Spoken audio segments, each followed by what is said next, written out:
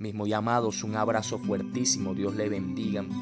Hermanos, un gusto para mí saludarles. Para mí es un placer compartir este tema de la fiabilidad histórica del Antiguo Testamento. Espero que sea de su agrado, espero que los bendiga, que los edifique y que le dé un conocimiento nuevo. Recuerde, si le gusta este video, darle like y también ayudarme suscribiéndose a este canal. Así que comenzamos.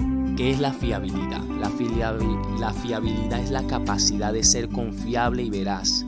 Es el Antiguo Testamento fiable en lo que dice sobre el trato de Dios hacia la humanidad en el antiguo Cercano Oriente. Los descubrimientos de aquel mundo primitivo suelen ilustrar la realidad objetiva de la historia del Antiguo Testamento. Los recuerdos compartidos representan una prueba de la fiabilidad del Antiguo Testamento. El mundo antiguo observó el paso de innumerables generaciones humanas, pero mantuvo vivos en la memoria eventos trascendentales. Por ejemplo, otras culturas relataron historias sorprendentemente similares al diluvio de Noé. Esto es prueba indirecta de la fiabilidad del Antiguo Testamento. El esquema de Génesis de documentar la creación y enumerar dos grupos de entre 8 y 10 generaciones representativas que vivieron antes y después del diluvio también encuentra su parangón en la antigua literatura sumeria y babilónica.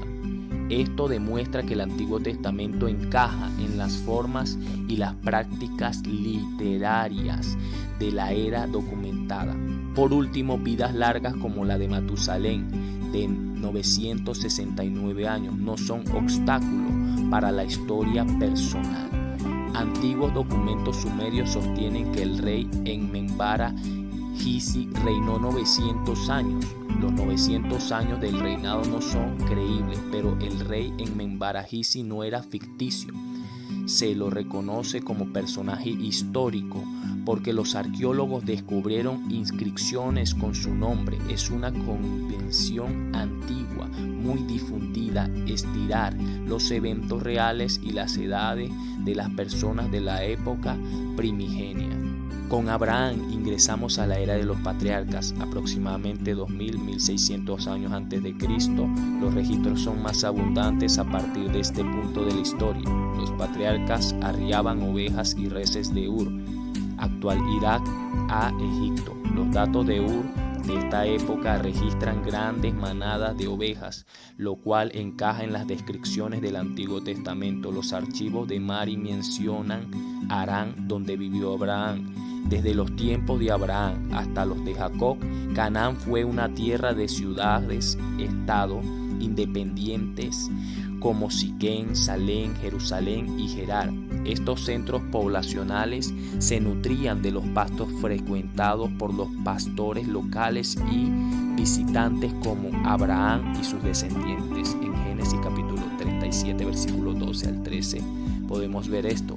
Los textos de excreación egipcio proveen evidencia extrabíblica de esta práctica.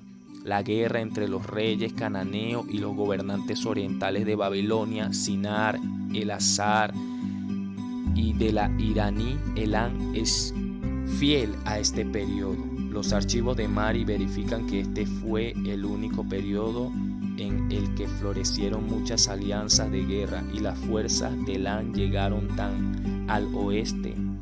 Las costumbres patriarcales, que incluyen cuestiones como la formación de matrimonios y pactos, reflejan este periodo, así como la suma de 20 ciclos de plata que pagaron al comprar a José. Detalles egipcios mencionados en el Antiguo Testamento, nombre de personas, hambrunas mortales, la interpretación de sueños, etc., coinciden con lo que se sabe sobre Egipto.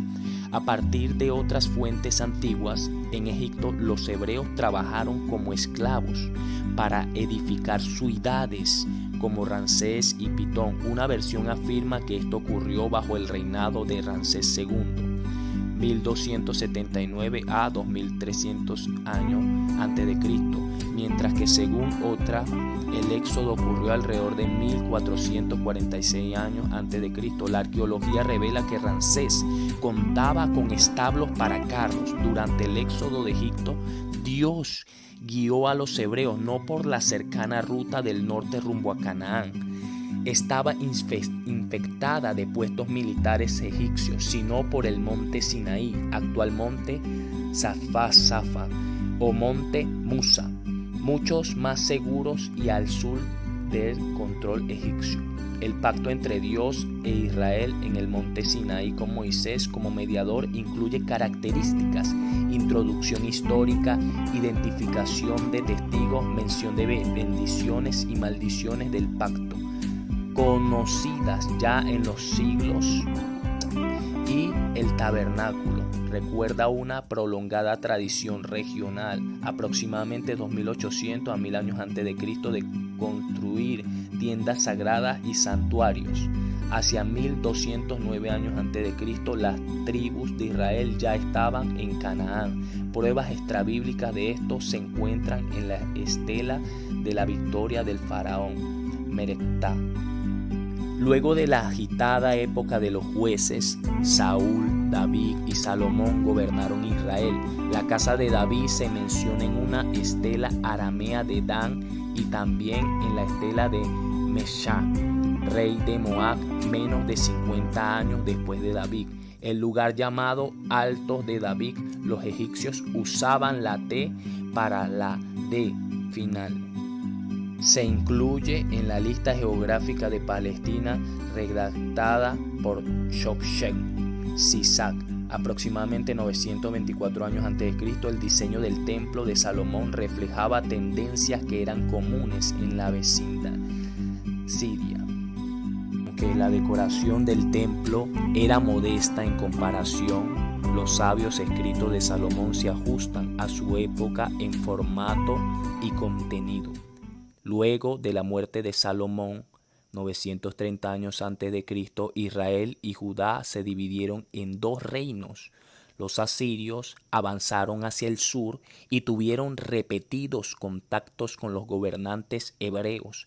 Así, Acab y Jehú de Israel se mencionan en textos de Salmansar 3, mientras que sus sucesores mencionan a Joás, Manahem, Pekah y Oseas. Existen sellos hebreos que indicaban a siervo de Jeroboam II y Oseas.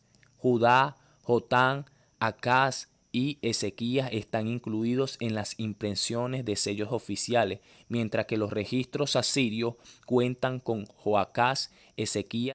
La historia del Antiguo Testamento debe tomarse con seriedad. En cuanto al Antiguo Testamento en sí, los rollos del Mar Muerto, aproximadamente 150 años antes de Cristo, 70 años después de Cristo, brindan buena evidencia de una tradición centrada en el texto, cuidadosamente transmitida a lo largo de casi 1000 años, hasta llegar a los escribas mesotéricos, aproximadamente entre 8 y 10 siglos después de Cristo. Por lo tanto, el texto base de la escritura del Antiguo Testamento puede definirse como transmisión esencialmente sólida, y la evidencia muestra que la forma y el contenido del Antiguo Testamento encajan con la realidad literaria y la cultura del antiguo Cercano Oriente para cumplir sobre el tema